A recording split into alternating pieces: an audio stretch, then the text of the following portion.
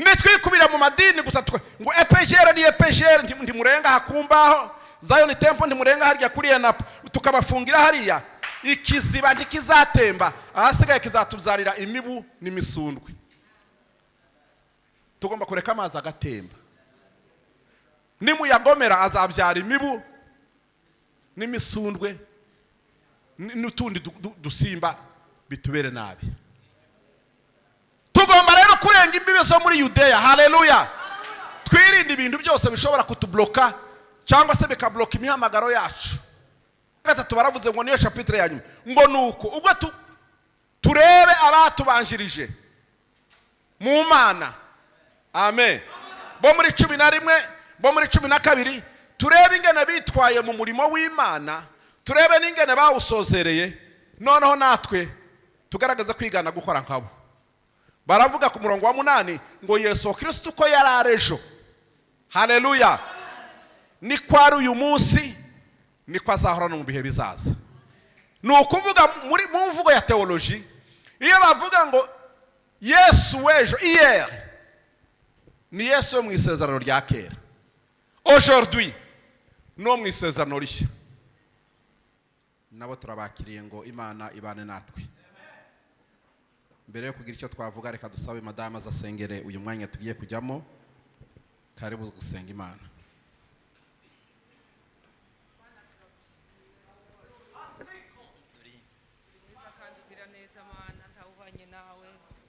umeze nkawe turagushimira Mana ko watwemereye kuba muri iki kibanza cyiza cyo kugira ngo tuguhimbaze uyu ni umwanya udasanzwe uyu ni umwanya ukomeye uyu ni umwanya duha agaciro kuko uba uri hagati yacu kandi witeguye kutugirira neza buri wese mwami afite icyo yiteze kugira ngo yakire kuri uyu mugoroba niyo mpamvu dusaba kugira ngo mwami Saint Esprit amanuke aganirize buri wese Mana muri kano kanya kugira ngo ijambo ryawe mwami data mwiza rigira ridukura nawe ritugeza Mana ndasabira umukozi wawe ugiye kurivuga reka be mikrofone abari wowe umuvugiramo reka bindogo bawatiriwe mwami wewe mwami uhabwa icyubahiro wicaye hejuru yiwe amaze natwe tuvuge ngo hoziyana hoziyana hashimwe uje mu izina rya data umukoreshe mwami ubane nawe natwe tugiye kumva ijambo ryawe Mana ureke mwami ijambo ryawe ribone icicaro mu buzima bwacu ribashe kuduhindura mwami no kutwereka inzira tugomba gucamo kugira ngo data mwiza tuzasohora iwawe amahoro urakoze turagushimye niko dusenze mu izina rya Yesu amen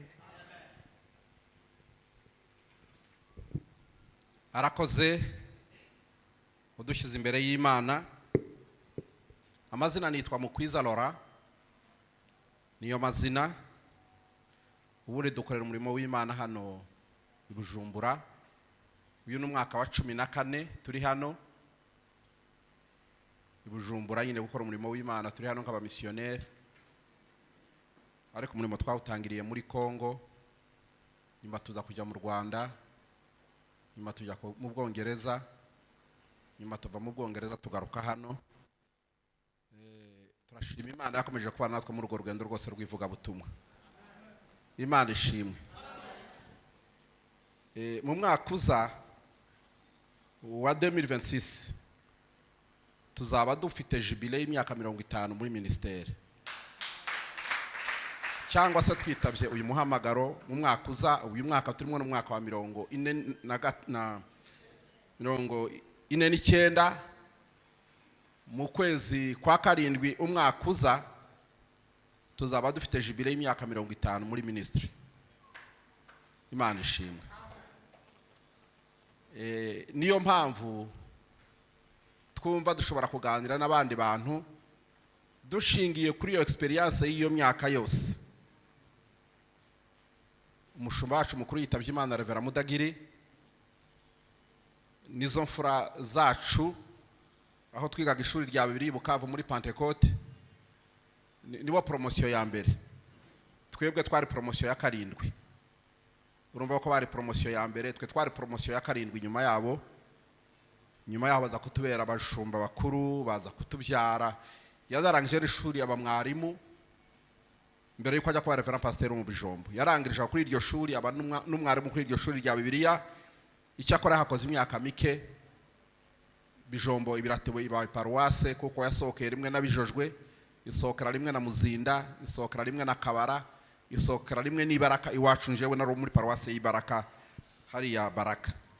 Zasohose ari paruwase zita bijojwe, Bijombo, Kabara, Minembwe na Baraka.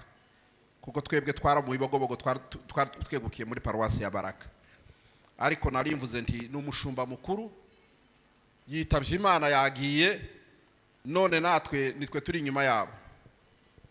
Niyo mpamvu dushaka ngo tuganire dushingiye ku bintu bimwe na bimwe.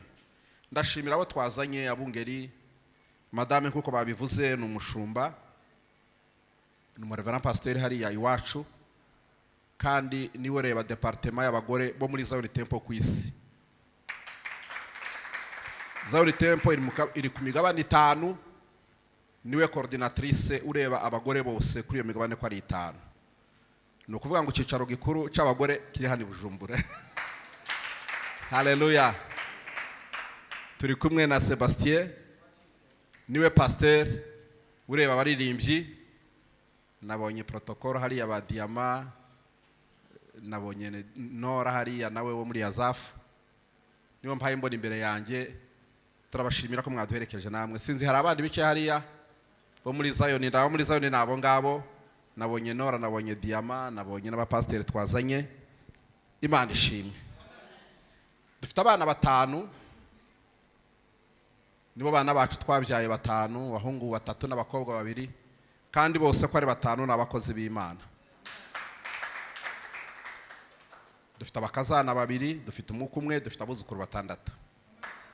Urumva rero abo nibo twebwe, aho n'undi mwirondoro ku ruhande, ariko turashima Imana yabikoze. Muririmbye ngo turashima Yesu wabikoze. Turashima kuba muri iki gitaramo cy'abayumbe, kuko afishe nabonye ni y'abayumbe. Twaje mu butumire bw'abayumbe. Turashimira n'umushumba utwakiriye mukaduha na kino kibanza aho dushobora guteranira ngo tuganire. Twaje dutumiwe n'abayumbe kugira ngo tuganire ijambo ry'Imana, ariko numvise harimo kombinezo ya na za ministere nyine mwese muri umwo mu buryo bw'imbare bazavuga ngo habari ensemble nini hakaba n'utundi to ensemble duto turi indani. Nukuvuga ngo twaje mu cy'abayumbe nicyo kinini, n'abandi mwese mukubiye umwo ngumwo. Imana ibaduhera umugisha. Turi mu rugendo muri Amerika, nari maze y'amezi 2, naje kuwa 3 nk'uyu munsi. Twari tumaze y'amezi 2 mwivuga butumwa no mu zindi programme zo kwa muganga, ariko turashimana ko tugaruye turi bazima. Ariko turi muri Amerika, twumva Imana iratuganiriza, kandi ituganiriza ishaka kutuganiriza kuri mwebwe abayumbe n'izindi za ministere nyinshi tuzaganira nazo wenda ku itariki 14. Yesu ashimwe. Ariko uyu munsi twaje mu butumire bw'abayumbe hano, ariko ku itariki 14 z'ukwezi gutaha tuzoganira n'abayumbe n'abagisirimbe na za ministere n'amakorari yose. Abazabona umwanya tuzongere tubane, kuko impamvu yatumye icyo kintu kituzamo, twarebye imyaka yacu. Uyu mushumba mudagira witavye Imana twashoboye kumusura muri Mene aho yarari na madame twajyanye. Twamusuye 2, turamuganiriza, turamureba. Nyuma abana baza kumukura muri Mene bamuzana Texas. Nyuma baza kumukura Texas, abaganga bari bamubwiye ngo natahe, ngo asigaje ibyumweru 3 akagenda. Ubu ibyumweru 3 ntibyashize, yaramaze 2 gusa. Barambwira ati taha. Umuhungu we mukuru Shemu ni wamuzanye, ariko yaje afite programme yuko atarangiza ibyumweru 3 azabarangije ubuzima bwe hano mu isi. Nibyo abaganga bari bamubwiye, none 3 ntibinageze, yarangije none mu gitondo. Tuganira nawe tureba impamvu nabivuze, nibo generation ziri imbere. Twashubije amaso inyuma turareba ingene abantu bameze, dusanga ni twebwe, ni ukuvuga ngo turi inyuma yabo. Noneho tuzakureba namwe, turababona, tubona ibyo muza mukora byose hano, tubona murasana, sora kwanda karetiye mugana ba France, tubona mufite umuhamagaro, tubona muri mwimbuto yo gushaka gukorera Imana. Imana iratubwira ngo ririya jambo riri mu gitabo cy'ibyakozwe n'intumwa mu bice 8 ku murongo wa 29, ngo nuko Umwuka wera abwira Filipo ngo egera iryo gare, approche toi de ce char. Mwuka wera abwira Filipo ngo egera iryo gare, ngo araryegera, ngo ryari mu inkone mu Ethiopia, ngo asanga arimo arasoma ahantu ngo umuhanuzi Yesaya ngo yasaga n'intama bajyana mu ibagiro, ngo icecekeye imbere y'abayikemura ubwoya, ngo arayibaza ngo ese ibyo usoma urabyumva? Inkone ngo iramubwira ngo ese nabimenya gute ntabonye ubinsobanurira? Amen. Nabimenya nte ntabonye ubinsobanurira? Rero mu cy'Imana yatubwiye tuririya hanze, yaratubwiye ngo tubegere.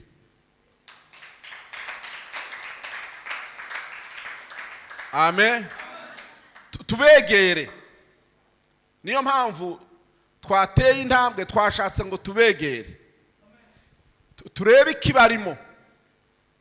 Baza bavuga ngo umuntu yateye ibuye mu gihuru ngo ashaka kureba ikintu cyihishemo, ngo ateremwe yabona inyoni ivuyemo, ariko inyoni itarabona ibuye ntiyashoboye kumenya ko ariko ibuye ngo apfe guteramwe inyoni ngo reka nteremwe. Twashatse kubegera ngo duteremwe ibuye turebe ikibarimo. Iyo mvugo murayuma ashaka kuvuga n'ukubegera ngo tuganire. Haleluya. Ibyo tugiye kuganira rero muri uyu mwanya mutoya ni iby'Imana yatubwiye icyo gihe. Ndatangaye n'ijambo uriya mukozi w'Imana asomye hano, uriya pastor wo muri Agape. Dusome twebwe hariya mu rwandiko rw'Abaheburayo, ni igice 13 ku murongo wa 7, 13 umurongo wa 7, haravuga ngo mwibuke ababayoboraga kera bakababwiriza ijambo ry'Imana, muzirikane iherezo ry'ingeso zabo, nuko mwigane kwizera kwabo. Amen. Amen. Mwibuke ababayoboraga kera, abakurambere, abantu bababanjirije mu murimo w'Imana, muzirikane ingana bakoze uwo murimo w'Imana, hanyuma muzirikane kwizera kwabo bakurambere, noneho twigane kwizera kwabo dukore nkabo. Iri niryo jambo dushaka kuganira. Irindi ryari mu Bakorinto ba mbere 11 ku murongo wa mbere, haravuga ngo mugere ikirenge mu cyanje kuko nanjye ndakigera mu cya Kristo. Ni Paul warubwiye Abanyekorinto ngo mugere ikirenge mu cyanje nanjye ndakigera mu cya Kristo. Sinzi muri aya matorero yacu, mu buyobozi bw'itorero dufite abashumba twebwe, nimba dushobora kubwira abakristo tuyoboye ngo bagere ikirenge mu cyacu.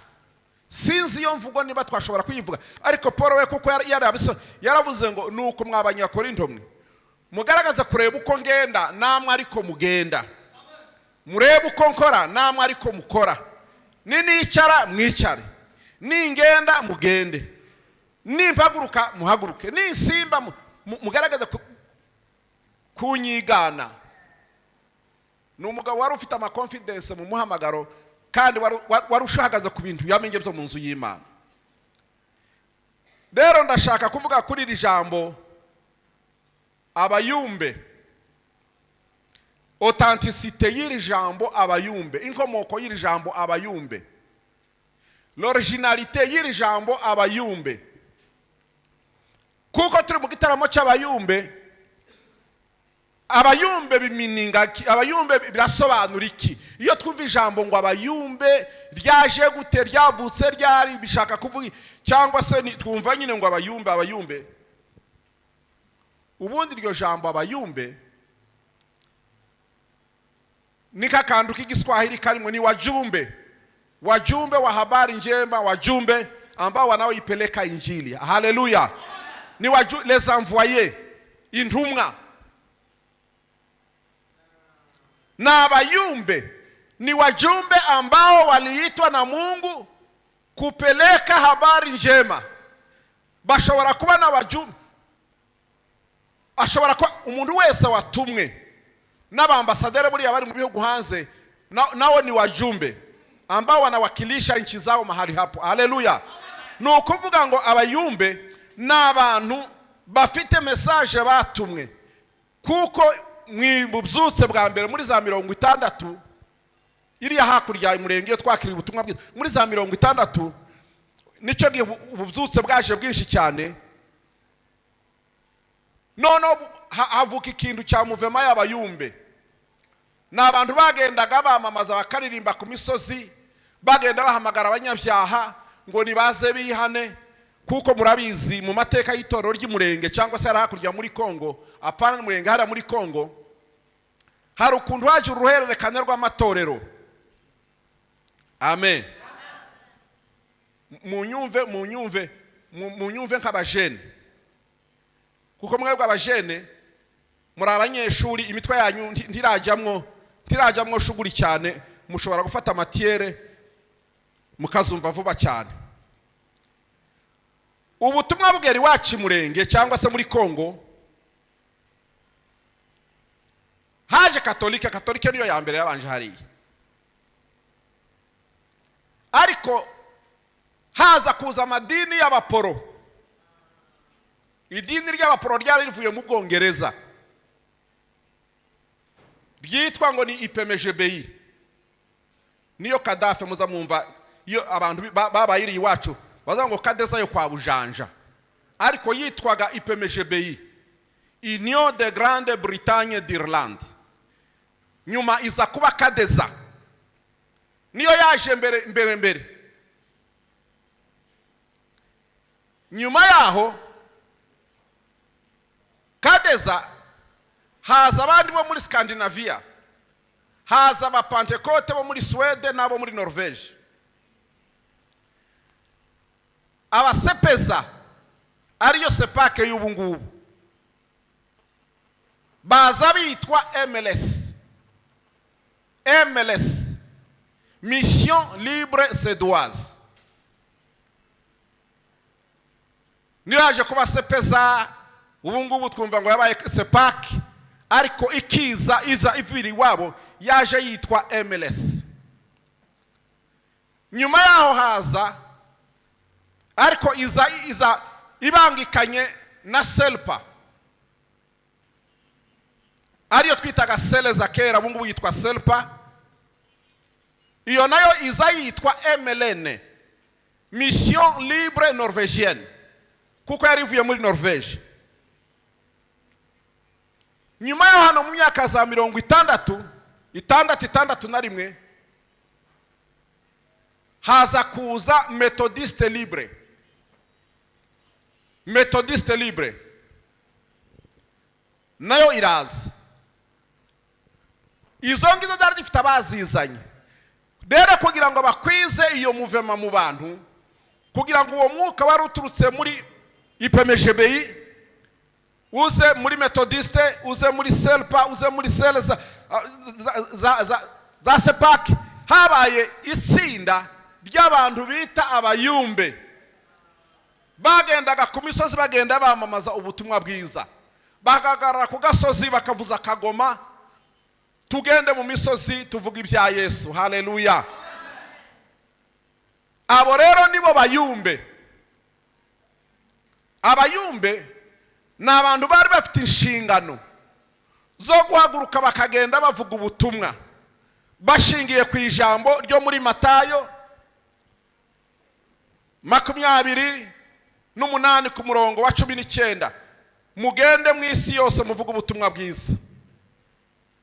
No muri Mariko 16:15 ni mugende muvuga ubutumwa bwiza.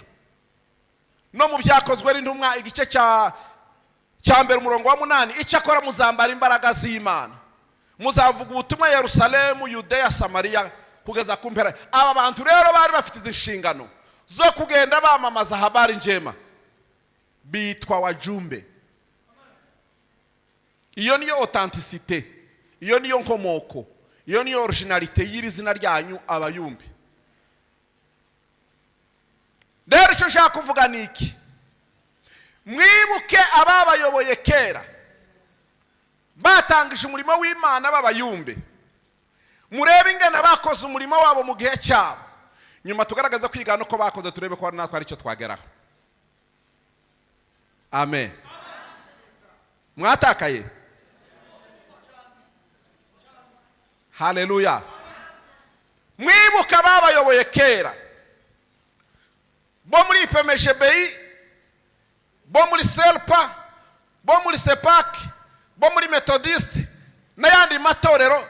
Noneho tugaragaza kureba n'ingene bakoze mu gihe cya Yesu, n'ingene bakoze muri Ancien Testament Yesu ataraza, kuko naho habaye igihe cyo kuvuga ubutumwa bwiza. Turebe kuko uru rwandiko n'urw'Abaheburayo. Abaheburayo bari abantu b'Abakristu bo muri Judaisme, ariko batazi Christianisme ya Yesu. Rwari urwandiko rwandikiwe Abaheburayo bazi Imana ariko batazi Yesu. Niyo mpamvu uru rwandiko barwita ngo ni lettre anonyme, ni urwandiko rutafite uwarwanditse. Impamvu umwanditsi warwo imvugo yawo izishaka kumera nk'iya Pawulo, ariko Pawulo kubera ko bari baramuciye muri communauté y'Abayahudi, ngo kubera ko yabaye umurokore baramuca, aravuga ngo ni nandi kurwandiko namara ngashyira mu izina ryanjye, bene wacu Abaheburayo ntibazarwakira. Ndandika message nimara nyegeza akazina kanje, n'ubundi akazina kanje nta impact gafite ku bantu. Abandi bakavuga wenda ati ni Barnabas niwe cyane wari umetrije ururimi rw'Igiheburayo. Niyo mpamvu yaba ari Paul cyangwa se yaba ari Barnabas, otere nyarwo umwanditsi nyawo ntazwi, ariko message iyo urebye uko rwanditse muri chapitre ya 11 haravuga liste y'abantu bo kwizera. Gwera kuri Babel ukagenda baravuga ngo twavuga n'ibya Baraki n'umwanya waturenga ni mubirekera aho ngaho.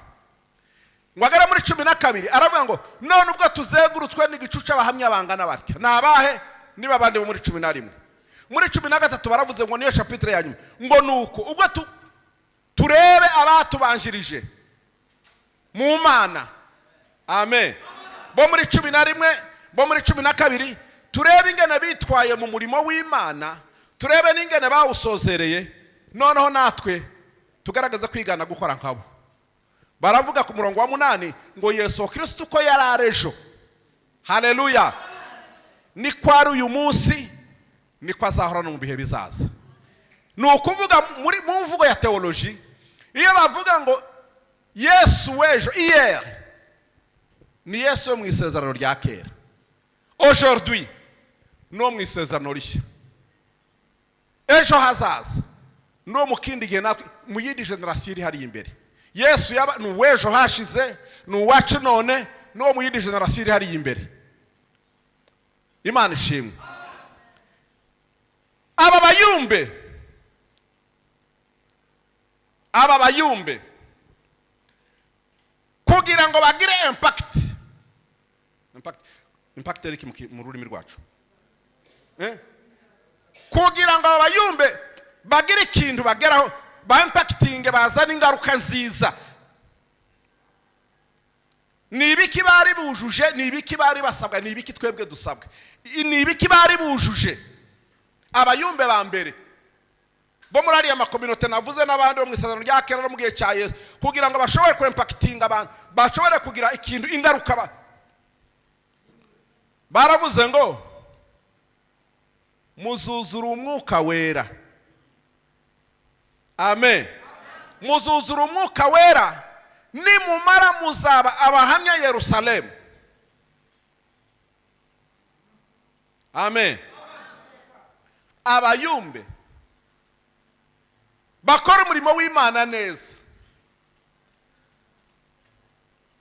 ubuhamya bwabo n'ubutumwa bwiza bugomba kubanza kumenyekana Yerusalemu. Yerusalemu ni ukuvuga iki? sinababeshye, sinahaguruka ngo nishugunye nitere hejuru mvuge n'ibindi ngerageze kuvuga ibintu bikomeye cyane ngo mvuge mbabwire nyine nshyushya akarere. Nimba uriya mudamu nta manota mpa mu rugo, uriya ni unzi wese imbere n'inyuma, niba bivuga ari ukujijisha yavuga ati ariko uzi gutaramisha abantu koko. Umunsi umuvuga butumwa avuze ubutumwa bwiza ngo barahamagara abantu ngo nibaze bakire Yesu, ngo abantu bose bashaka kwakira Yesu rwose bakozweho nibaze hano nibaze. Umuntu wagurutse mbere kuza gupfukama ara kuri podium ni madamu wiwe. Ndumva hari umuntu hano ufite ikibazo. Umuntu wagiye imbere gusengerwa bwa mbere ni madamu we.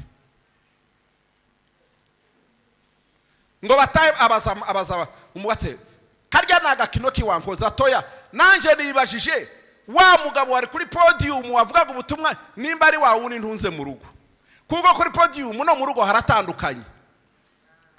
Nibazaga wa wundi kuri podium ni marayika wamanutse ko atandukanye na wa wundi ntunze mu rugo, kugira ngo abayumbe ibyacu bigende neza. Baza bavuga no mu Kirundi no mu rurimi rwacu ngo iza kurisha neza ihera ku rugo.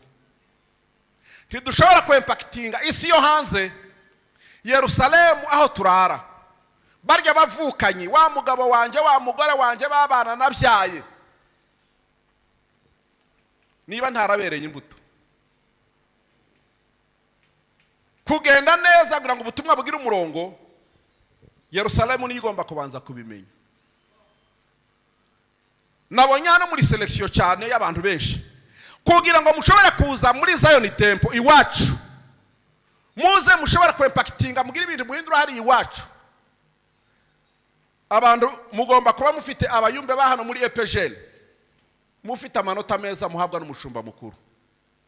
Timushobora kujya kwempactinga muri Zion hano muri EPGL babatera amabuye.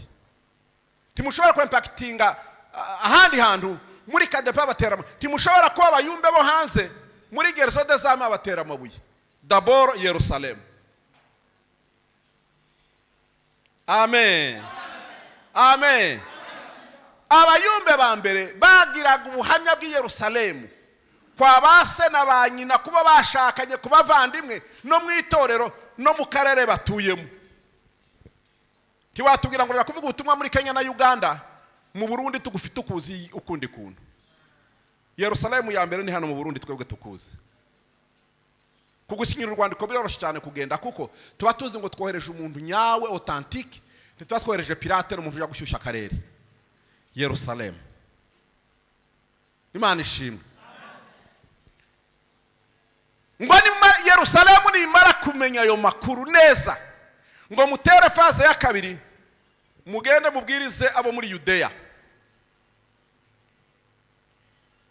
Muri Yudeya hari imyuka yaho igoranye itandukanye ni Yerusalemu. Imyuka yo muri Yudeya yari imyuka y'amacakubiri ishingiye ku madini. Ishingiye ku madini. Nashimye Imana n'ucyana ngo EPGL, numva ngo muri gerzo de zame, numva ngo nabandi natwe abazayo ni turi hano nabandi badukurikiye ku mirongo. Nukuvuga ngo abantu barenze imipaka y'amadini. Tuzamure haleluya. Abantu badatangirwa n'imyuka yo muri Yudeya bamaze kurenga izo frontiere z'amadini ngo twebwe nuku twadusengana n'abagore bafunza agatambaro badafite amaherena batadefurije, twebwe abaza batwigisha n'abapasteri bambaye amakanzu marembare bafite na kane ibyo. Donc ayo mwabonye ngene Pastor Jalos yatwigereje Yesu ni umwami. Muri kadepe mwakisira gute? Kadepe.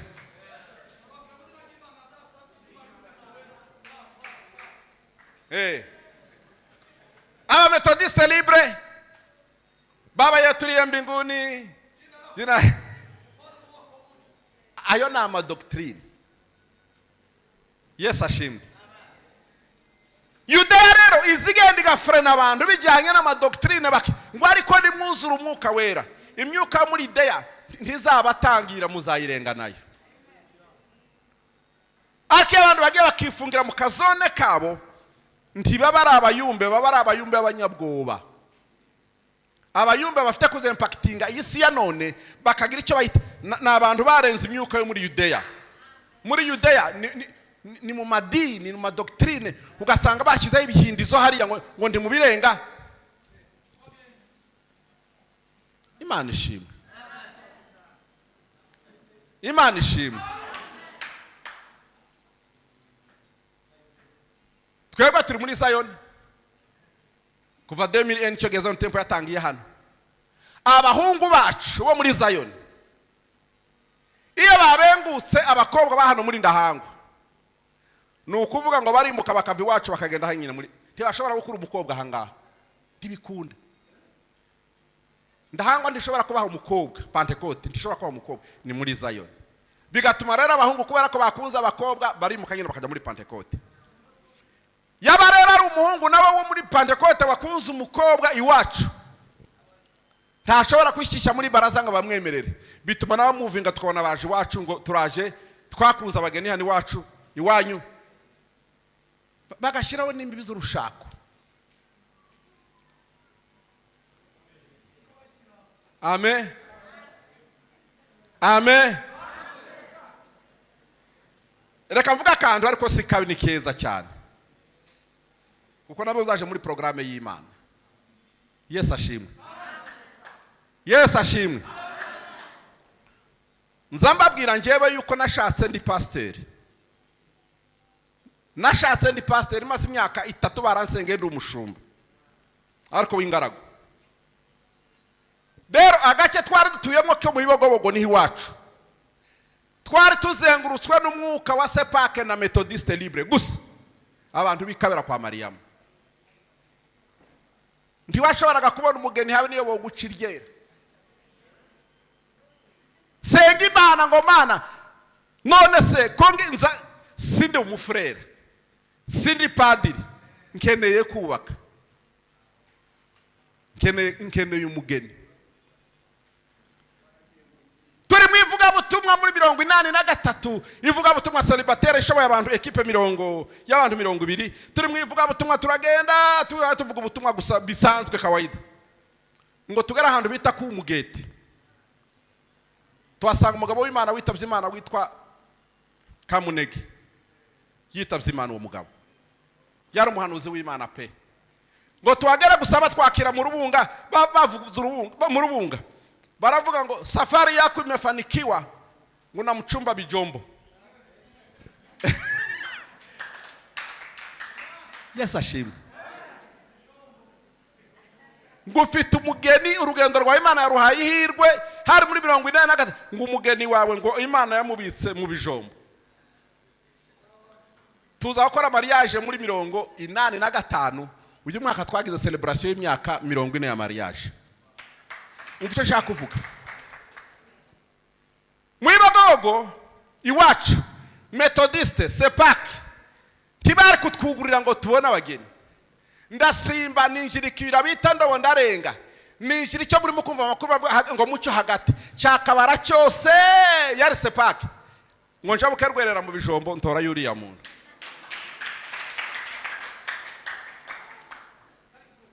Ndashaka kuvuga iki? Yesu ashimwe.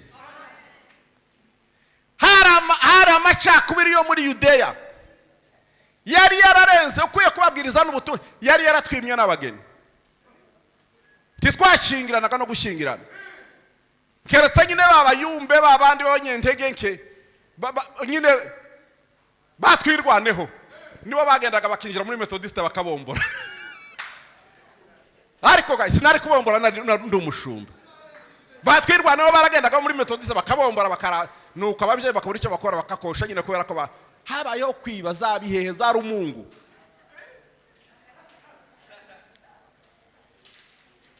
Alo? Abayumbe nukuvuga ngo tugomba kurenga abayumbe, mwebwe abayumbe tugomba kurenga ibintu bidutanya bishingiye ku madini. Nitwikubira mu madini gusa ngo EPGR ni EPGR, ndi murenga hakumbaho Zion temple, ndi murenga harya kuri na tukabafungira hariya, ikiziba ntikizatemba, ahasigaye kizatuzarira imibu n'imisundwe. Tugomba kureka amazi agatemba. Nimuyagomera azabyara imibu n'imisundwe n'utundi dusimba bitubere nabi. Tugomba rero kurenga imbibe zo muri Yudeya. Haleluya. Twirinde ibintu byose bishobora kutubloka cyangwa se bikabloka imihamagaro yacu. Yeremiya yaravuze ngo Mana waranshutse ndashukika, ngo kuko nananiwe kwiyumanganya, ngo kuko umuhamagaro mbamwo ngo ni umuriro ukingiranye mu magufwa, nzanumva urantwika. Abayumbe bakera bashoboye kwempactinga isi, bari bararenze imyuka yo muri Samariya. Samariya ni mu moko. Yesu aganira n'uwo mugore mu Samariya ati wampaye amazi, uransaba amazi gute? Uri umuyuda nanjye kwa Musamariya kazi. Nyuma y'ingoma ya Salomo twacitsemo kabiri. Twebwe tubabo kwa Yuda kwa Yeroboamu, abandi bababo kwa Jeroboamu. Haba ubwami bwo muri Yudeya bw'amajyepfo, haba n'ubwami bw'i Samariya bw'amajyaruguru. Turanenana kuva icyo gihe. None usabye amazi gute uri uwo muri Royome yo muri Yudeya nanjye kaba Musamariya kazi? Yesu aramubwira ngo uza kumenya impano y'Imana ukamenya no gusabya amazi, mwari kuganira. Kandi umuntu baganiraga yari umukobwa w'indaya ugeze ku bagabo 5. Ngo nuko indaya imenya ibyo nusoma hariya muri chapitre ya 4 ya Yohana, ngo nuko iyo ndaya isiga ikibindi ngo itangira kubwiriza ubutumwa bwiza mu gisagara cy'iwabo cy'i Samariya. Hari theologie bakunda kuvuga ngo de la prostitution à l'évangélisation. Iyo mvugo mwanyumvise, de la prostitution à l'évangélisation. Kuva mu busambanyi ukaba mu evangeliste. Impamvu ni iki? Nuko Yesu yari yasambuye imipaka y'amoko. Abayumbe twahamagariwe isi. Ntabwo twahamagariwe abanyekongo, ntabwo twahamagariwe abanyamurenge, ntabwo twifurana nk'abarundi, ntabwo twifurana nk'abazungu, ariko twahamagariwe kugera ku mpera y'isi. Ariko Yerusalemu iduha amanota. Amadini ntadufunge. Nitumara tugere mu byamo, amoko ntadufunge. Haleluya. Iyo twamada kurenga amabariyeri 3, tukagira ubuhamya mu rugo, tukagira ubuhamya mu matorero yacu, tukagira ubuhamya mu birenze, tukarenga iby'amoko, nta mpamvu kugera ku mpera y'isi biroroshye cyane. Yesu wacu ashimwe. Yesu wacu ashimwe. Nashatse kwerekana la methodologie ninge n'urugendo dushobora kurugendamo kugira ngo tuzabe abayumbe beza. Imana yacu ishimwe. Ese abayumbe bo mu gihe cya Yesu n'abayumbe nyine n'abandi abayumbe kuva amateka yabo babayeho, Imana ikabizera, nibihe byankenerwa? Nibiki byankenerwa? Les outils, ibikoresho kugira nibiki bisabwa cyane kugira ngo baba abantu dynamique mu murimo w'Imana abayumbe. Nusoma muri Luka ibice biri ku murongo wa 45, baravuga ngo nuko Yesu akwisha imyaka 12, niwe fondateur wa christianisme wa ministeri, afite imyaka 12, ngo yagiye ku birenge by'abigishwa ariga kugira ngo mukore ibintu byose muri excellence. Mugomba kurwanya ignorance, ubujiji. Mugomba gutozwa. Haleluya. Gutozwa. Nzanibuka kera n'ahantu twabaye nari umushumba, ngira abana bamanya kuririmba bagasirimba kuko umusirimba neza cyane bagasimba. None bukeye umunsi umwe umuntu mwagize umwuka nyine ukomeye cyane, nyine buriya bagisirimbe urya myuka muzamubone ba mu bantu. Asoma ijambo ryo muri Mariko ngo muzofata za scorpio ntacyo zizobatwara. Ni muri Mariko 16 ku murongo wa 8 ngo kandi mu kintu cica ntacyo kizobatwara, na za scorpio ntacyo zizobatwara. Umwana aragenda, uwo yari umukorari wanje ndaho nari inshumbye, aragenda asanga amavuba hari yari yaragiye amaza arayafata. Amavuba aramurya, amufata ku minwa, ayandi amufata ku maso, none ngo kumva abakorari ati revera kana kamerewe nabi, amavubi yamuriye yapfuye yabaye deforme. Amavubi kurya umuntu ndakibazo wenda yararagiye inka nimba yaricenko munsi y'igiti bikamukubita cyangwa se amavubi murayaze se? Abana bahana muza amavubi. Amavubi n'udusimba dukomeye cyane. Njya kumureba sanga ni deforme kwa. Habaye gukisha. Ngo nangisoma ijambo ryo muri Mariko ngo dufata za scorpion ntacyo. Nanje nagiye mfata amavubi. Mutigishijwe ngo mukurwe mu ignorance. Mushobora gufata amavubi. Mushobora kugenda umuntu akitambika imbere y'imodokari ngo nje mfite imbaraga za Samsoni za Nkingi, izi modoka zose ndazisturika ikaguhonyora tugasanga wapfuye. Bitewe niki n'ubujiji no kutamenya. Abayumbe ikintu cya mbere mugomba kugira, mugomba gutozwa, kwigishwa, kumenya, hakabaho kujijuka mu mikorere y'umurimo w'Imana. Nubisoma hariya haravuga ngo nuko Yesu akura agwiza ubwenge ngo ashimwa n'Imana kandi ashimwa n'abantu. Bitewe niki? Kubera ko yari yarigishijwe. Nawe ngo amare yigisha abandi banyeshuri, intumwa,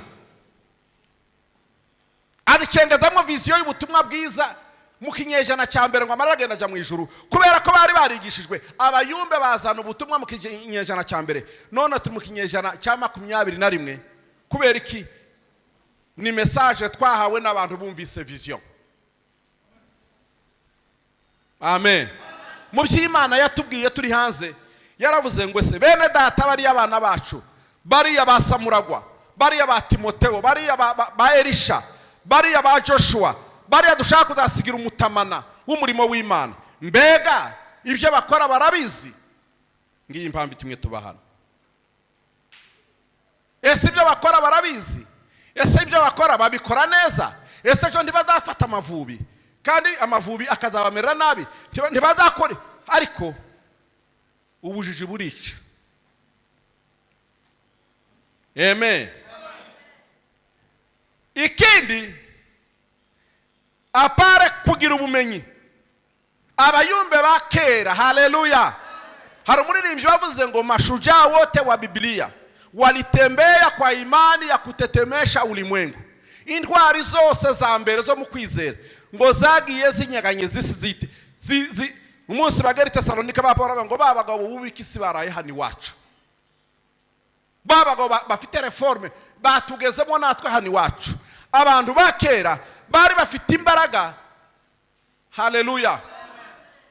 Yesu amaze kubabwira ngo muzavuga ubutumwa, arabwira ngo gatoya akariro gake na feri, nimanze mugende murindiri Yerusalemu iminsi 10 mwambikwa imbaraga, kuko hanze hariho imbaraga zibategereje. Mudafite umwuka wera azobakubita hasi. Barategereza iminsi 10 ngo umwuka wera arabazaho. Abayumbe y'abakobwa, abayumbe y'abahungu, abayumbe y'abamama, abayumbe y'abagabo, tugomba kubanza kuba mu kibanza cyo kubanza kwambikwa imbaraga z'umwuka wera, kugira ngo dushobore guhangana n'isi yo hanze. Amen. Twebwe twajaga muri theology kuko ari abapantekote, trimestre ya mbere kuva mu kwezi kwa 9 kugeza ku 12 kuri Noheli, iyo trimestre ya mbere batwigishaga kuri ya pneumatology, kuzura imbaraga z'umwuka wera n'imikorere ya mwuka wera. Batwigishaga umuhamagaro, bakatwigisha no kuzura imbaraga z'umwuka wera. Trimestre yose bakadushepinga, kuko twari tuvuye bamwe mu masiyanse, abandi ba agronome, abandi ba veterinaire, abandi b'abaganga, harimo na parakomando baravuye Kinshasa. Twese bakaduhuriza hariya kugira ngo badukanalize muri dontology y'igishumba. Byafataga trimestre kugira ngo batwinjize mu muhamagaro, ba efase ya irindi twari turimo batwinjize no kuzura mu mbaraga z'umwuka wera. Amen. Timusohoke Yerusalemu mutarambara imbaraga z'umwuka wera. Abayumbe bo muri Bujumbura, mwebwe muri hano n'abadukurikiye hariya, Imana irasaba yuko tubanza gutegereza imbaraga z'umwuka. Rero imbaraga z'umwuka wera iyo zaje imbaraga z'umwuka wera iyo zamanukiye umukristo, zamanukiye umuyumbe. Haleluya. Imbaraga z'umwuka wera iyo zamanukiye ubuzima bw'umuyumbe, zazimufata mu myanya ine. Halo. Nje nabaye mwarimu. Ese iyo mwarimu avuze vuziyete, yego muze musubiza gutya, menye ko mutatakaye. Halo. Mwuka wera iyo yaje agomba kudufata ahantu hatatu cyangwa se hane. Hari mwuka wera uzuza ku mutwe, ngo nuko bari mu cyumba cya Pentecote, ngo haboneka indimi zigabanije zisa n'indimi z'imiriro, ngo zimanuka ku mitwe yabo, ngo bose ko ari 120. Haboneka indimi zigabanije, ngo kandi haboneka indimi z'imiriro ku mitwe yabo, ku mutwe wa buri muntu. Amaflamme de feu ku mutwe. Amen. Umwuka wo ku mutwe waha hejuru ku mutwe ni umwuka utanga inshingano, ni umwuka utanga impano. Amen. Bari 120 bose, ariko buri muntu atazi kaye de charge, atazi icyo ashoboye, ntibari bazi impano zibarimo. Yesu yari maître absolu, nuvuga ngo byose ni wabikoraga, ariko agiye kubasigira umurimo. Ntibari bazi impano ya buri muntu, ariko mwuka wera ngo amanuke abaza ku mitwe bose, ngo agendaho umuntu impano uko ashaka. Abakorinto ba mbere 12 ku murongo wa 11, ngo hamanuka indimi zisa n'indimi z'imiriro, ngo zijya ku mitwe yabo bose, ngo bavuga mu ndimi. Haleluya. Uyu mwuka wo ku mutwe, mwuka wera iyo yaje azaza ku mutwe. None siko mbonye pastor avuga hariya ngo abacuranzi bariye, mbonye ahaguruka babiri, ariko murabona ingene mungana. Ni ukuvuga ngo hari abasigiwe impano yo gucuranga aka kantu. None se mwese ko mudafotora hariya, ni ukuvuga ngo hari abafite amavuta yo gufotora hariya. Amen. Impano ni ibikoresho mwuka wera aratanga ku bantu kugira ngo bashobore gukora umurimo w'Imana. Mwuka wera ngo bagiye kurangiza, wa mwuka wera bavuyeho, ngo bakore assemblée générale ya mbere. Ninde tubera senior pastor w'urusengero rw'i Yerusalemu, twari 120. None Petero nawe arigishije, hiharnya abandi 3000. Kamembe tugomba gushinga paruwase ya mbere Yerusalemu. Ninde tubera senior pastor?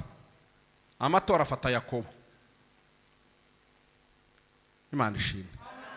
Mu bantu bose bara umuntu wari ufite inshingano zo kuba umushumba ni Yakobo. Petero na Yohana bari bafite kugenda bavuga ubutumwa cyane, bageze mu 5000. Habatangiye kuvukamwe n'abakene bihanya n'abapfakazi n'abandi, baravuga ati tugiye kuba frene n'imirimo ya sociale. Nimwe nkabahagarara turebe abafite dushaka abadiyakoni.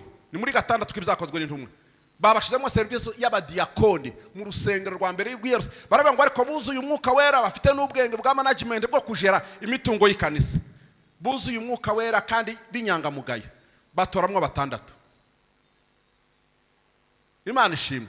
Barimo ba Stefano, ba Philippe n'abandi bose n'abanikode, babashira ku mirimo ngo y'ubudiyakoni. Abo bari bafite impano yo kujera ibyito. Haleluya. Mwuka rero wera iyo yaje mu gikundi kikingi kuko mungana nk'abayumbe, agomba kuba inshingano zitandukanye kugira ngo mutagongana. Amen. Kugira ngo mutagongana. Undi mwuka wera ukuye uyu nguyu wako, niyo mpamvu Yesu yavuze ngo mwuka witeka, le Saint-Esprit est sur moi, il m'a oint pour. Mwuka wera ari kuri nje, yansigiye amavuta kugira ngo nkore inshingano. Mwuka wera azadusiga amavuta kubw'inshingano runaka. Mu bayumbe bacu hano tugomba gusigirwa inshingano zitandukanye, variété de dons, kugira ngo tutagongana. Mwuka wera kandi yaje apara kutuza ku mutwe, azaba muri twebwe indani. le Saint-Esprit en moi. Umwuka wera agomba kwinjira imbere indani.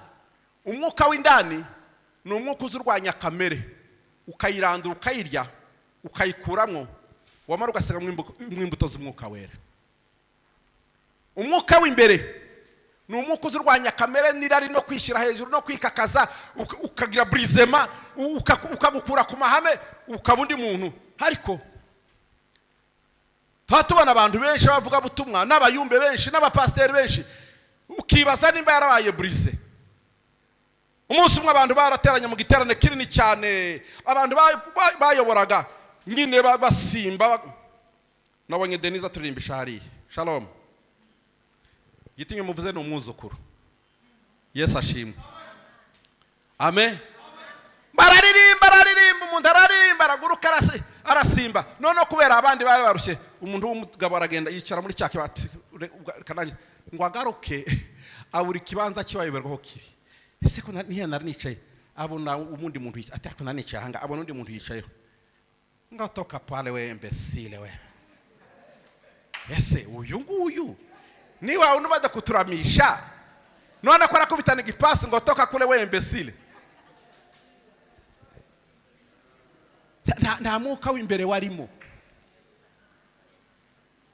Yari afite umwuka wa wundi abarundi bavuga ngo urubeya, ariko ntiwari waracitse amakara. Amen. Yari afite umwuka w'urubeya ariko utarabaye amakara. Mwuka wera agomba kuba indani yacu, tukagira ikintu bita brisement du cœur.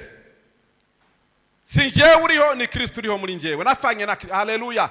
Aza yica kamere nirari agapfa. Abayumbe mugomba kuba mwarapfuye muri kamere, mukaba brise, mukagaragaza izindi mbuto.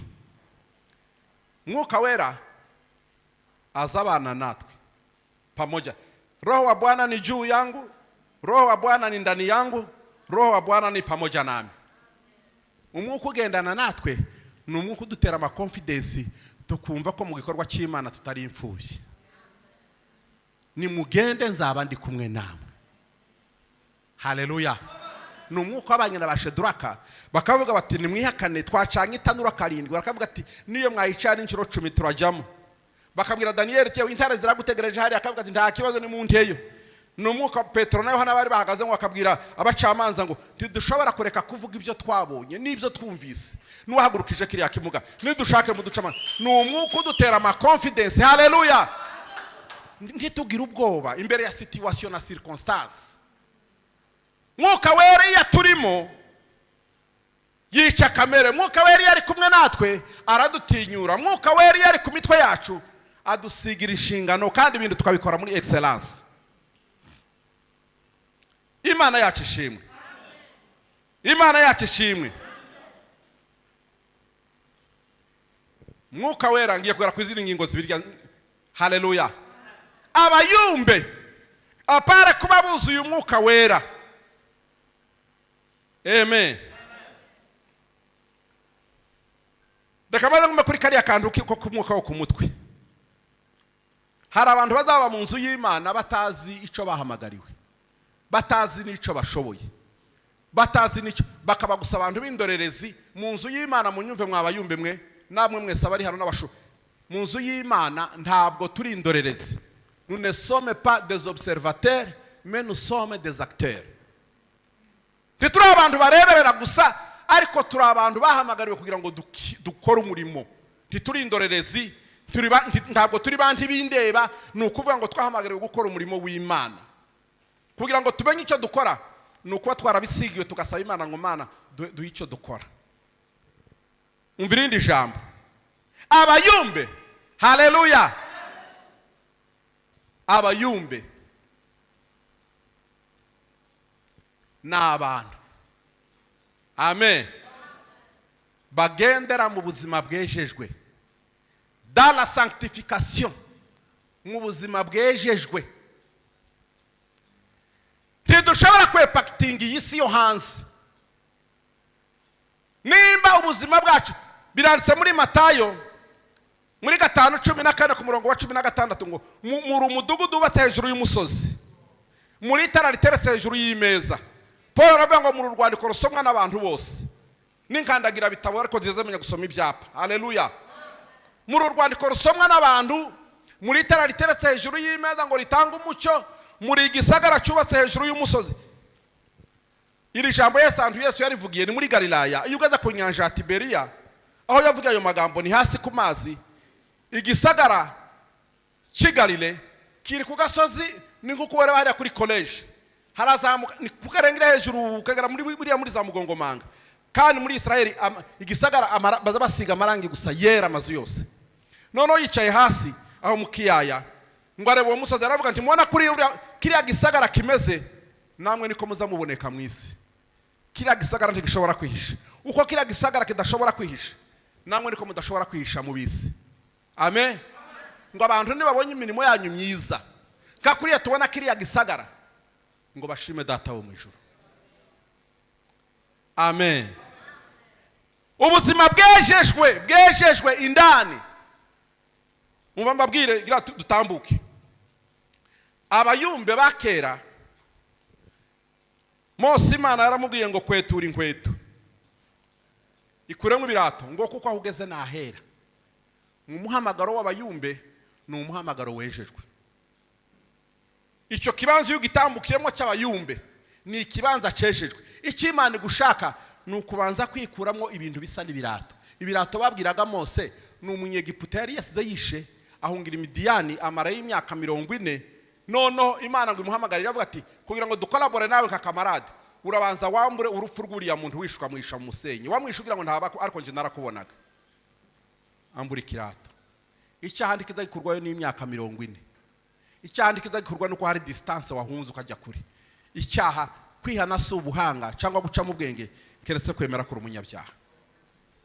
Amen. Ikirato ni ukuvuga ngo mbega ukunda ari byiza ibirenge by'abazanye ubutumwa bwiza ku misozi. Abayumbe ni abantu bafite intambwe zivuga ibyiza ku misozi. Amen.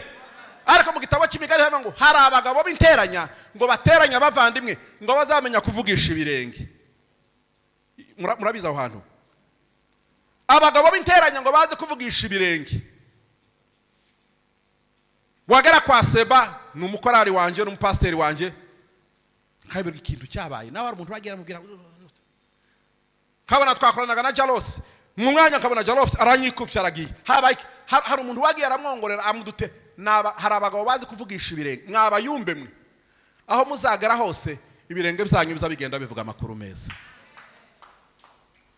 Haleluya. Si ibirenge bigenda biteranya abavandimwe. Mose Imana aramubwira ngo intambwe zawe zose aho ugiye kuzazunyura hose habe hejejwe, aho ukandagiye hasigara amahoro. Amen. Iramubwira ngo shira ukuboko mu kwaha, agushyira mu kwaha ngo gukuremo muri 4. Igitabo cyo Kuva muri 4, gukuremo ngo kuza kuzuye ibibembe. Iramubwira ngo gusubizemo, agusubizamo. Iramubwira ngo gusubira ukura, agukuramo ngo kuza kumeze nk'ukuboko ngo ibibembe byose byashize. Imana iravuga ngo ngiye kukugira leader, umuyobozi wa Israeli imyaka 40. Nashatse gutestinga umutima wawe, ndebe kutakibamo ryashavu ryatumye wicaho umunyegiputa. Sinshobora kugira umuyobozi umutima wawe uba mwinsigo n'inzika. Ndashaka kukujyana nk'umukozi ufite umutima wakijijwe. Abayumbe, imitima yanyu yose igomba kuvamwa amasoko y'ibyo bugingo. Ni imitima itagambirira ibindi bintu. Ni ukuvuga ngo abayumbe, rinda umutima wawe kuruta ibintu byose birindwa, kuko iby'amasoko y'ubugingo naho bituruka. Amen. Amen. Abayumbe intambwe zabo zarejejwe, imitima yabo yarejejwe. Ndatuma ninde watugendera? Yesaya ati ndi hano mwami ntuma. Ariko 6 kuri 6 ka Yesaya ngo nuko navuga ngo ye baba we mbonye ishyano, kuko mbonye Uwiteka akanwa kanje kavuga iby'ubugoryi. Umva mwabayumbe mwe.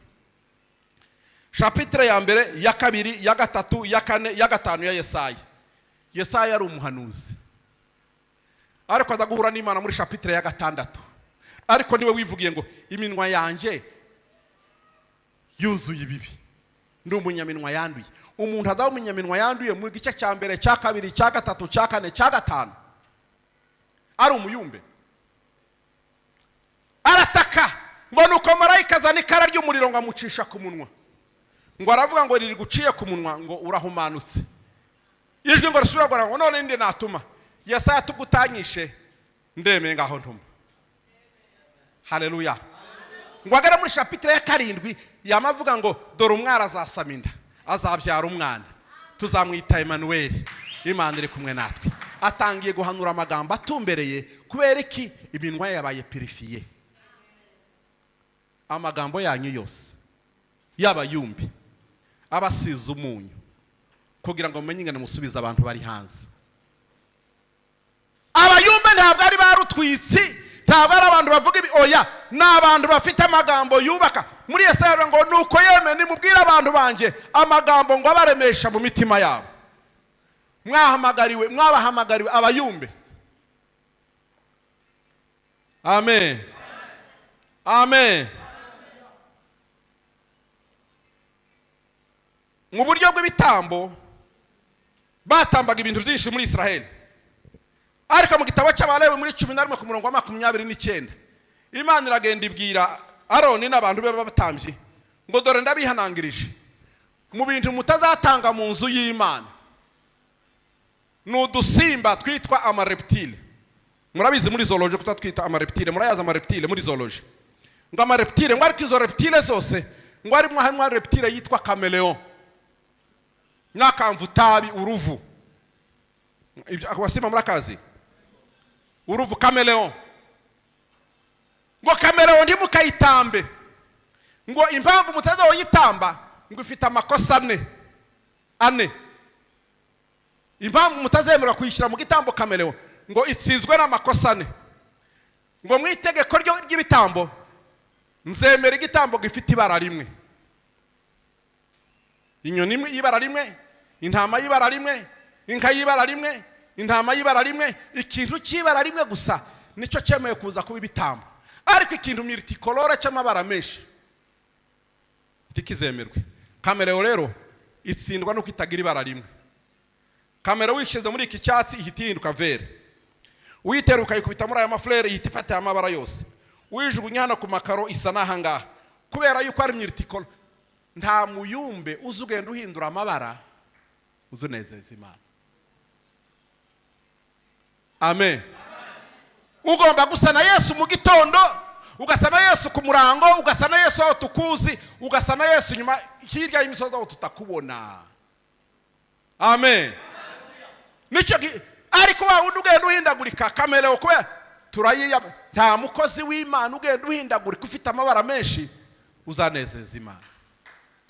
Ikindi Chameleon kubera kwikwega, murabona ingene kaza kikwega gutya pole pole kikwega kugira ngo kabone ibigatunga ndikameze ko muserebanya.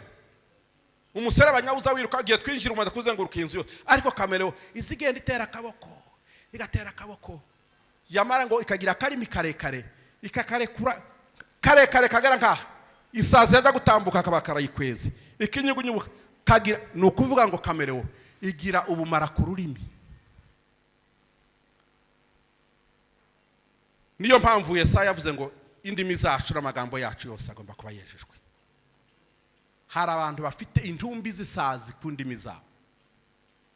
Hari abantu bafite intumbi zisazi mbese indimi zabo zuzuye umwanda. Ariko indimi z'abayumbe, haleluya, Mwuka Wera yarazitwitse zabaye rafine ahubwo zazivuga amakuru ya Yesu. Amen. Ikindi Chameleon ntizi kureba hariya. Urabona ko ndareba hariya muri za kamera ngafixa nukuvuga ngo imbone za Chameleon ntiza zireba hariya. Izireba hariya ariko ikabona n'abaturutse hariya. Ikabona n'abaturutse nukuvuga ngo imbone yayizuguma igaturuna gutya. Gutya. Ibibonye dangira ikabona na hari ikabona kubera kureba hirya no hino izidindira mu rugendo ntiyihute. Ikavuga ati ngende hariya ese wayoboka ari inzira wayoboka. Ariko Imana yabwiye Joshua ngo ntugakebaguze iburyo cyangwa ibumoso ahubwo urebe imbere. Abantu batwara imiduga abashoferi murabizi iyo muri principale nyirugenda neza. Ariko imihanda y'amasibordone yinjira izitera isanganye wayinjiyemo nabi. Kwinjira muhamagaro gutya utabanje twebwe mureke turebe imbere, mutumbire Yesu wenyine niwe banze ryo kwizera. Amen. Ibi bakwega gauche, ibi bakwega droite, nama exit sinzira nyabagendwa, inzira yanyu ni hariya. Abayumbe mutumbire Yesu wenyine gusa. Amen. Ikindi ko murabona kino kintu ino podium mwabonye ngene ikomeye, ko muramuyisimbiraho muri nk'icumi cyangwa 10, nabonye ngene mwari ko musimba hanga irakomeye cyane ni beto, ariko ushize ukamereho hano izigira gutya semana harakomeye cyangwa ntiyakomeye, ikiraro kiza kinyuraho za remorke, kamera izikinyuraho ikamubwira ngo irakibomora. Umutima wa kamerewo ni umutima ugira gushidikanya, kubera gushidikanya mu rugendo tuba tugera ku ntego dutinze. Halo, kubera gushidikanya, umutima wuzuye gushidikanya tuba tugera ku ntego n'ikimana duhamagariye dutinze. Imana ibaho umugisha, Imana ibaho umugisha. Reka nsozere kuri aka kantu, kwezwa mu mutima, kwezwa mu minwa, ngo nuko mpura n'imbaraga z'Imana zirankubita nki Damasiko. Nyuma yaho ngo Ananiya araza ndambikaho ibiganza, ngo bisa n'imboneranye ngo bihunguka biva mu maso. Abayumbe, abakozi b'Imana, ndagomba mvuga abayumbe kuko turi mu gitaramo cyabo. Abayumbe n'abandi bakozi b'Imana muri hano, mugomba kwezwa mu irari ry'amaso. Ibyo murebesha amaso byose muze mubireba mu icyubahiro cy'Imana. Ariko abantu iyo batakirijwe badafite amaso yabaye purifiye ameze nk'arya Ananiya ya Sawuli, ni ukuvuga ngo amaso y'ubwibone, amaso ararikira. Wabona abakobwa ukagira ngo nabawe, wabona abahungu ukagira ngo nabawe, wabona ibintu byose bikagukwega by'irari ry'amaso. Oya, abantu bamaze kumenya Yesu, icyo barebye byose bazavuga ngo kiri mu icyubahiro cy'Imana. Imana ishimwe. Nukwezwa mu buryo bw'imirebere yacu. Haleluya, haleluya. Imana baduhera umugisha. Ndangiza gukora akajambo ka nyuma, nzakomerezaho wenda undi munsi. Reka mvuge kano kantu, irindi jambo. Abantu bose bakoze, abayumbe n'abandi bose baza ministries, abantu bose bakora natwe, mbaye mbabwira ngo dufite jubilei y'imyaka 50 umwaka uza. Ntiwageze imyaka 50 utarademisiona, ntiwageze imyaka 50 utariyonjorora mugani w'abarundi, ntiwageze imyaka 50 nukuvuga ngo kubitindamwe no kubigumamo nukuba warabihamagariwe. Haleluya. Abayumbe, ese ibintu murimo, ibintu mbona nyine murimo nyine tubona twaje kubabaza, muza mwumva mwarabihamagariwe. Ese iyo mwabihamagariwe muza muhamagarwa gute? Niziye indicateur Kofi watubwira uti ngewe ABCD rimwe guteranya n'irindi ni 2 5 na 5 niziye fact watubwira ngo ngewe nteranije iki nukuri birerekana ko nahamagawe. Deka misaba rayizinge nihuta. Abayumbe bagomba kuba barahamagawe. Amen. Abayumbe bagomba kuba barahamagawe, guhamagarwa. Imana ishimwe. Guhamagarwa. Dore ngewe uko nahamagawe gatoya muri 73 nanje nari umuyumbe nkuko kwanyu, nubu sindabivamo ndacyabivamo. Nari umuyobozi wa korali muri Pentecote sepeze. None umuntu akigisha ijambo ry'Imana nkuko bayini gishangaha. None nataha nageri muhira nkamwe Mana, uriya mugabo ko yigishe ngakorwaho, we wabivuze mu mutima we Mana, umunsi umwe uzampe nshobore kubivuga nka kuri yabivuga, kubyumva ndibihaga, ariko uzampa umunsi umwe nanjye nzashobore kubivuga. Namara kuragira inka nageze mu rwuri hariya zimaze kurisha zaryamye, nkavuga ngo mwese ubu mubaye abakristo zose nkazige simbesha ndi kuri podium imbere y'Imana nkigisha inka kandi nkajye mu mwuka ngakora pratique ya bya bintu twakoze dimanche nkigisha namana ngahinduka nsi abantu ntibabona ko nasaze ku musozi ubu mwese ndi mukirinka mwabaye abakristo nkazikoraho pratique y'inka twabyumvise dimanche. Nyuma yaho numva pasteur baranomye gusabisa nta demande sinasabye sinagize gutya. Inama y'abapasteur yateranye ngo inama yacu yateranye twasanze ngo umuyobozi wa korari mu kwezi kwa 9 inama yacu yemeje ngo tumutume kuri theology aje kwiga Bibiliya. Imana ishatse kugira gute gukura ka kandi ko kwigisha inka ngo gashifting kagaruke. Amen. Amen. Imana iguhamagaye uza wumvijwe. Samuel karame mwami. Mose karame mwami. Sauli karame mwami. Abona abantu bumvise une voix audible. Imana zihamagara muri voix audible abantu bakitaba karame mwami. Bakitaba kandi kabahamagara mu mazina yabo Mose. Habari ba Mose batanu hano kugira ngo itabashira muri confusion. Ikaba ngo mpamagaye Abrahamu umuhungu wa Tera utuye muri Uriya bakarodaya. Amen. Ni Samuel mpamagaye wo kumutakura wo kwibarabara rya gatanu none yakulokalije gutyo ibigutandukana n'undi Samuel wa hano mu bwiza. Imana iziduhamagara ikamenya amadresse yacu ikamenya n'imiryango tuvukamwo ikamenya na data na ba mama. Muzatahure se mwaba mwarahamagawe mu une voix audible ijwi mwararyumvise. Iyo ni inzira ya mbere. Inzira ya kabiri iyitabaye yijwi riguhamagara mu mazina izi guhamagara mu nzozi. Abayumbe bazabahamagarwa mu nzozi.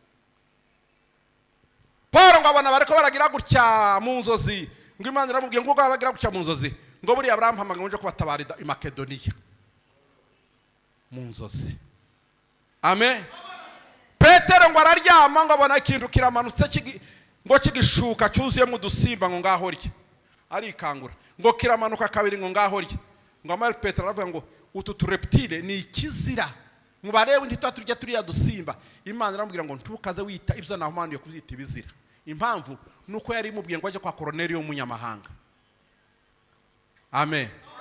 Agenda kwa Cornelio ngo atangira kuvuga ijambo ry'Imana buzura umwuka wera muri 10 ibyakorwe no 134 ngo nukuri menye yuko Imana itarobanura ku butoni mu mahanga yose uyizera agakora ibyo gukiranuka iramwemera.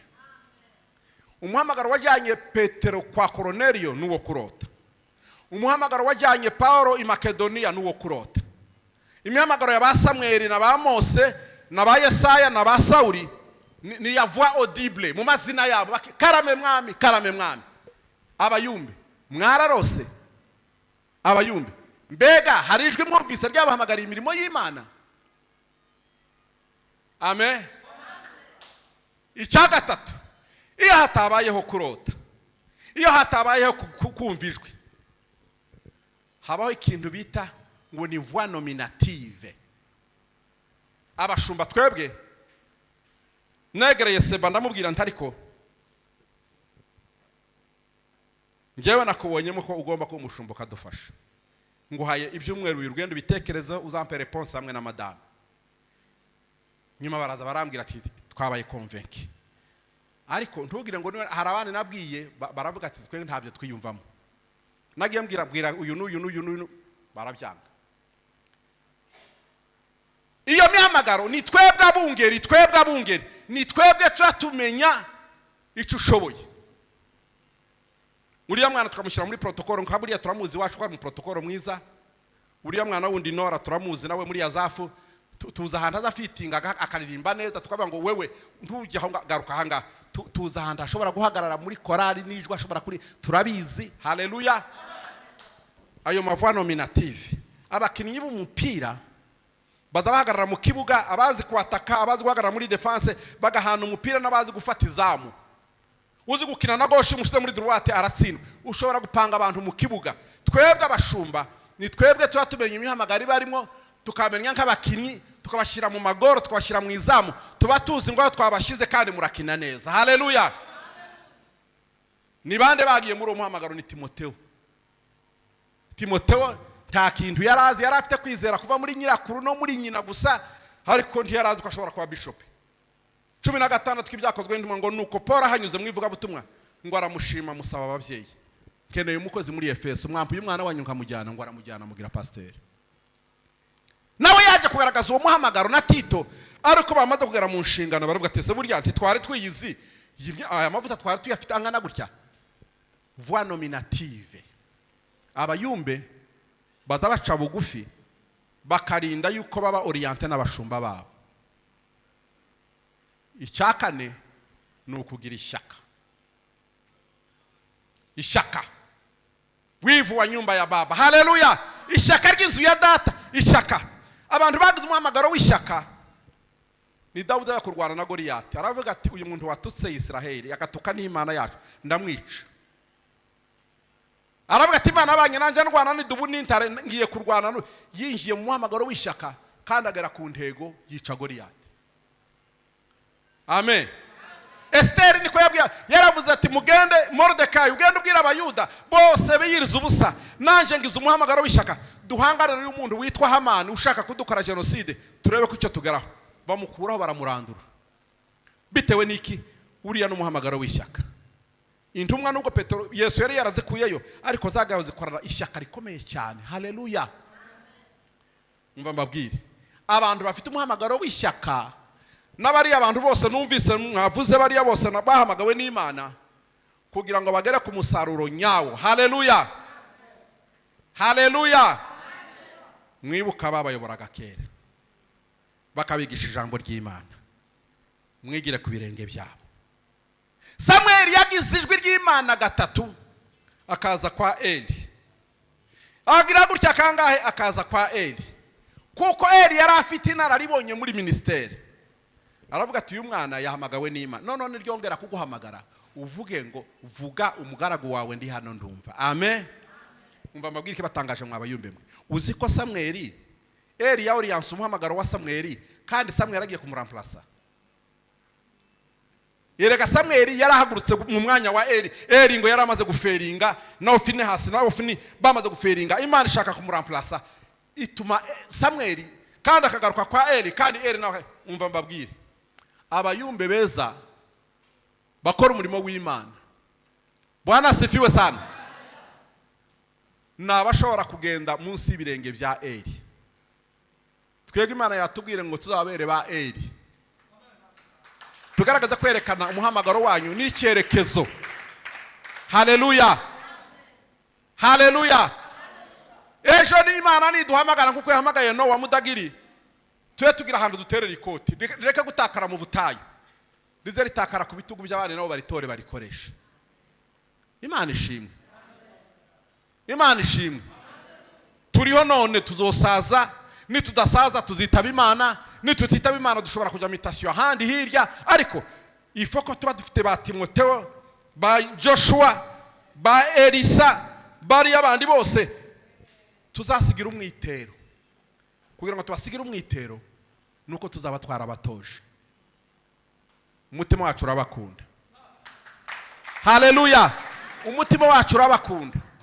Nabibwiye madame wanje, ndamubwira ngo ibihe dusigaranye titubizi, Imana niyibizi, ariko niko nabwiye na madame n'abaseba narabivuze hariya.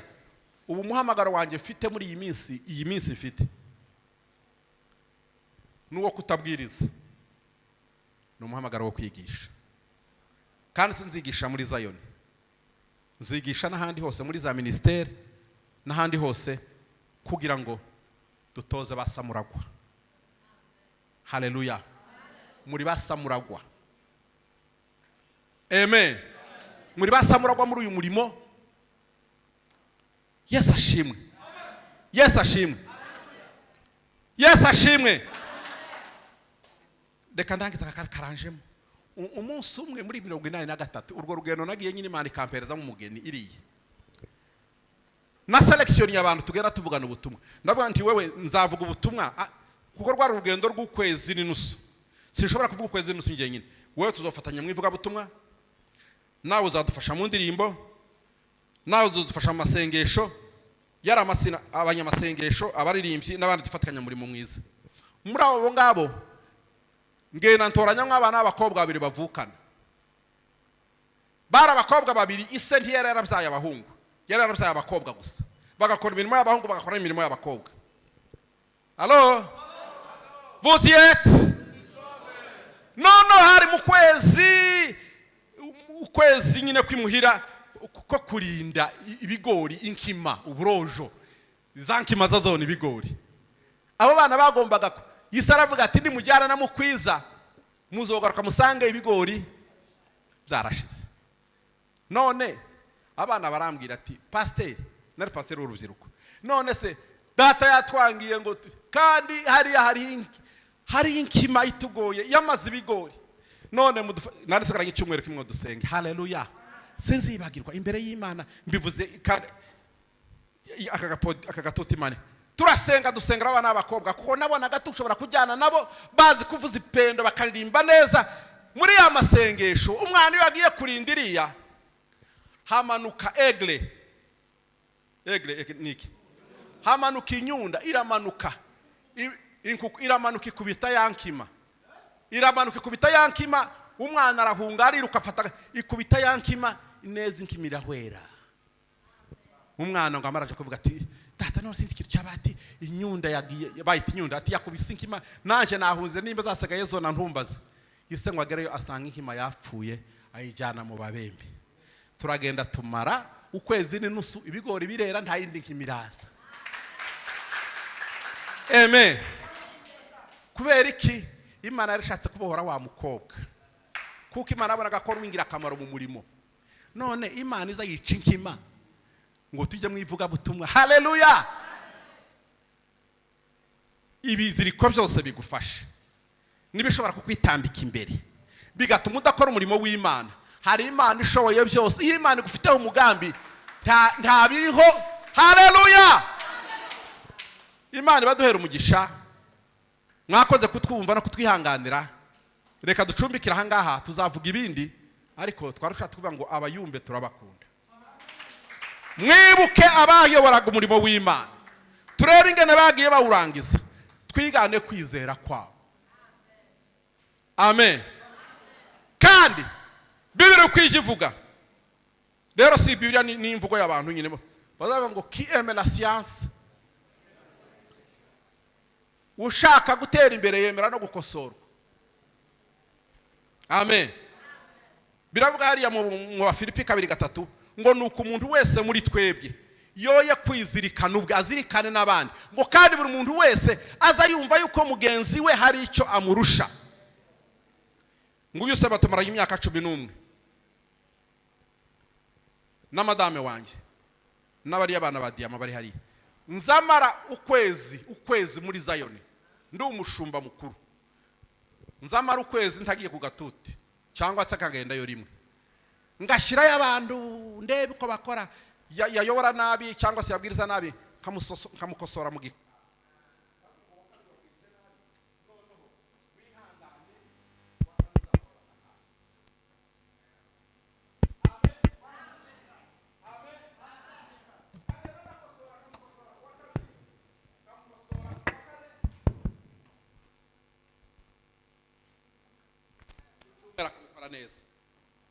Amen.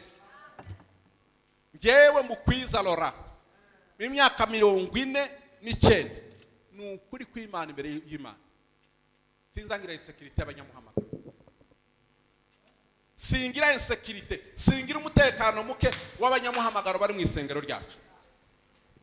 Ahubwo nababara iyo mbona ndigisha nkabona ntibakura mu mwuka ngo bavuke nk'abanyamuhamagaro. Imana ishimwe. Barya bamudaheranwa muzabubona hangaha. Twabatumye ku ishuri rya Bibiliya, muramuzi mudaheranwa. Abazi pasteur Aroni Ruhimbye wa Restoration Church Kimisagara, uriya no mu evangelist bakuriye ku birenge byacu n'abandi. Icyo ushaka kuvuga niki? Iyo mbona haleluya Pastor Jalos nzambana ababyeyi muri iyi minsi babazungu gahano twageze mu kizungu birakomeye. Tucanga abana bagende ku mbaraga. Iyo adashoboye kugenda bamushyira muri kagaruka usanga umwana aragenda akaroga komera imfundo. Mutima akabona akantu batereka mukakirwa n'umwana hariya. Abakristo batazashaka kuva mu kibanza uzabashire muri wheelchair. Ubasunike ariko bagende. Haleluya. Haleluya. Ababembe twakuriyemo hariya yakana kuruzingo katagenze kazingamye ugasanga gafite ibimyira karicara kaguma kakarira gutanya baza bakita ngo kisheta nuko ngo karaze tidushaka mu rusengero kwa ngo bakisheta turashaka ko muhaguruka mugatambuka. Amen. Mugatambuka kuri ritime nziza, mugatambuka neza, mutambuka neza muri ritime nk'abari kuri defile. Hari umusirikare umwe bari barashize mu gisirikare bavuga gauche agatera droite, bagira droite agatera gauche. Nono yari n'umunyamurenge mu gisirikare cy'abasisi muri za 73 baravuga turiya musirikare utazi gauche droite. Nono nitwaje gutaha nijoro muze murara mu muhambiriye ibyatsi ku kuguru. Amenye ngo kuguru guhambireho ibyatsi niko gauche, gutahambire niko droite, kugira ngo atazasobanya kuri defile. Tuzabahambiraho ibyatsi kugira ngo mutambuke muri ritime y'umuhamagaro. Haleluya. Nituvuga gauche mugende gauche, nituvuga droite mugende droite. Ifoko tugendera kuri ritime imwe. Haleluya. Hari abantu basobanya mu mwuka. Nzabivuguriya munsi. Imana ibaha umugisha. Imana ibaha umugisha. Umva bashumba mwebwe na uriya kofi. Umva bashumba reka mbabwire kano kantu n'ukuri imbere y'Imana. Abayumbe wajumbe wa Yesu. Njaga muri mukutuvangira. Ndeka mvuga ntimutuvangira kwa mtende. Reka mbivuge gutya. Akantu mvuga ngo kutuvangira. Twebwe kera n'abaruhimbya n'abandi nuko twarezwa na bamudagiri n'abandi. Twebwe abayumbe. Haleluya.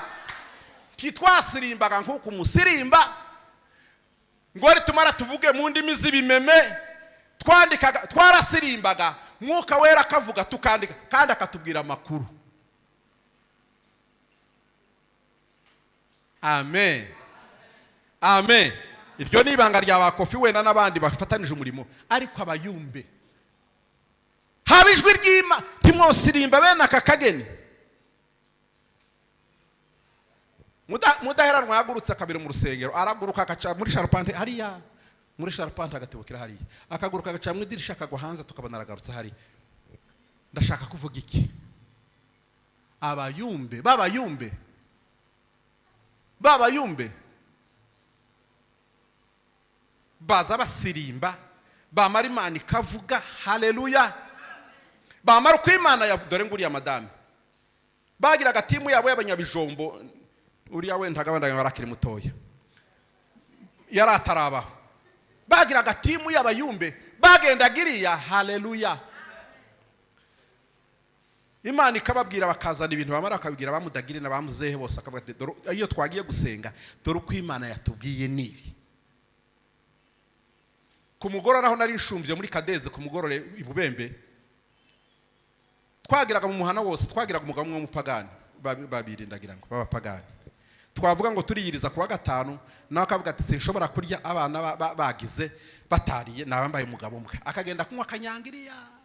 Ariko nta yataha akaza akagera iwanje inzu yanje abaga kwirembo gutya ku ikanisa akaza ngo revera nonoga yasinze ariko akifatanya n'agacicika ngo none ngamasengesho mwavuze ngo niki Imana yababwiye. Mwanyumvise nukuri ko Imana zamumaze ni mwasenze Imana hari ikintu yababwiye. Imana yavuze ibi nibi ngo Imana ishimwe.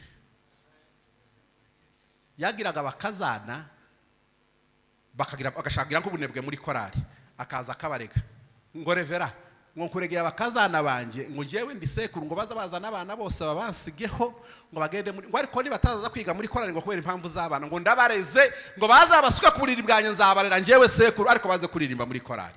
Umupagani wa kanyanga. Ariko batwemeraga ngo bumva ngo Imana yavuze n'abapagani bavuga ngo Imana yavuze. Mwabayumbe mwe nimutubwire iki Imana ivuga. Amen. Amen.